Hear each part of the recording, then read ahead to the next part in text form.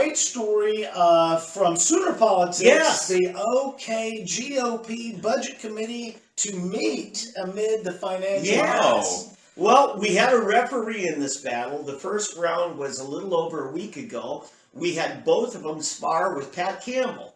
And Pat and I talked to a little bit about it. And Pat said, look, I don't think any of them did themselves any good. Pat is brutal. Yes. He is absolutely savage. And so, nonetheless, you know, Pat just, well, I won't speak for Pat. That was private. But I don't think Pat was impressed with either of them.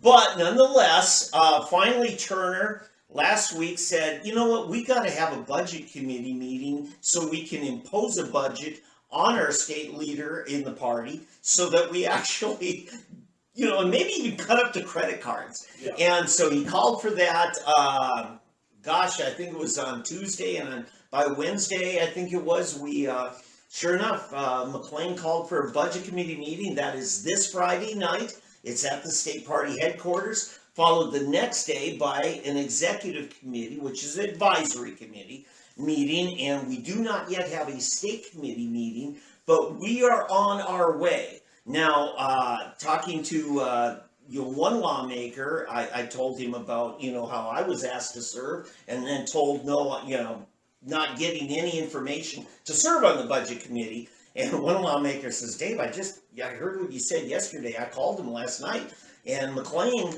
insists that I'm on the budget committee. But then he sent out a notice, and he didn't send it to me. So, am I on the budget committee, Mr. McLain, Chairman? You are to make my mortgage look better. Yeah, and that is another thing. Thank you for reminding me. Is something came up about a letter offering the former Tulsa County Chairman, Mike McCutcheon, $1,250 to do some work as, I don't know, treasurer, whatever. Confirmed it's true. Yeah, and so anyway, then the bookkeeper, who was fired at the beginning of the month, says she was told, in the presence of another witness, that, oh, disregard that, we just wrote that for him to help him get a mortgage. Well, let's get her under oath. This hasn't been published yet, but I'm going to break it tonight. Prosecutors are declining to investigate that. They don't think it reaches the point where it's worthy of an investigation, so there's not going to go any further on that. So there's your news. Well, yeah, you know, I wonder, are you willing to say that in court under the threat of perjury? I mean, you know, exactly. Nothing to see here, I think, right. as well. Well, it sounds like it's going to be a moot point. Well, and that's the local district attorney. Because I don't know whether the attorney general is going to step in, or, that would be Prater, or because it's a violation of federal banking laws, there again, someone like Tim Downing, federal prosecutor for Western District. Allegedly, let's just be careful. None of this has been substantiated yet. Is that correct? No. These are what my sources say. These are claims. Yeah. Yes. From the Sooner Politics page, the party chairman divulged to Pat Campbell on KFAQ radio that more than $16,000 of credit card debt had amassed, including 2 East Coast trips to national party meetings where McLain had the OKGOP pay for his wife and a staffer to come along. Yes. The OKGOP does not normally pay for these unnecessary expenses, and in fact requires that 2 Oklahoma committee members, Steve Curry and Carolyn McLarty, to pay their own travel, lodging, and meals for these types of meetings. Right, so this is the type of bias that was going on. Well, yeah, looks bad. Yeah, and Curry and McLarty are both members of that committee, along with McLain. But to be fair, in the Bible, McLain and his wife are one person. So. Yeah, but yet they didn't get by with one plane ticket, you know, by saying we are one. I can't help it, the airlines are immoral. So, yeah, this is probably the most damning evidence against him by his own admission of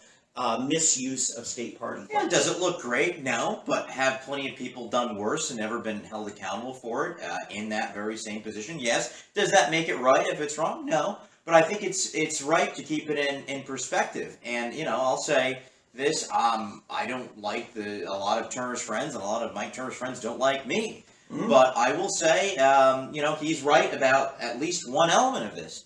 Let's have a budget meeting. Let's find out. Let's open the books. And I hope the best thing to come from this, is transparent. Two things. I want transparency. We all want it. We can shake hands with even Democrats on a lot of elements they don't like.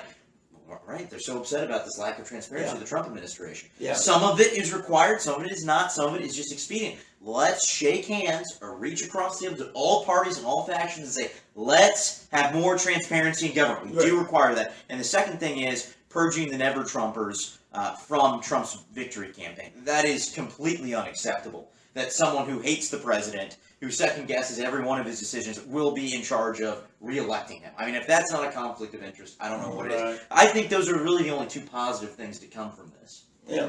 To finalize this thing on the OKGOP budget, am I reading this correctly? Yeah. That Gary Jones was the chairman that took over during the crisis? Gary Jones was finally appointed to chairman of the Budget Committee about 2 or 3 months late. And then he held a meeting 2 nights before the August State Committee meeting. He came to the State Committee, which I'm part of, and he says, folks, we just met for the first time. We don't have a budget for you. We won't have one until November, and that'll be for next year. And then a couple weeks later, he calls me, or maybe I called him on that. But anyway, he says, he says, I'm resigning the chairmanship of that That's committee. what I wanted to nail down. Yeah, and so he says, no, I'm still on the committee, I'm just not chairing it. And so even having a chairman to call a meeting, we don't have that yet until another one's named. So Okay, so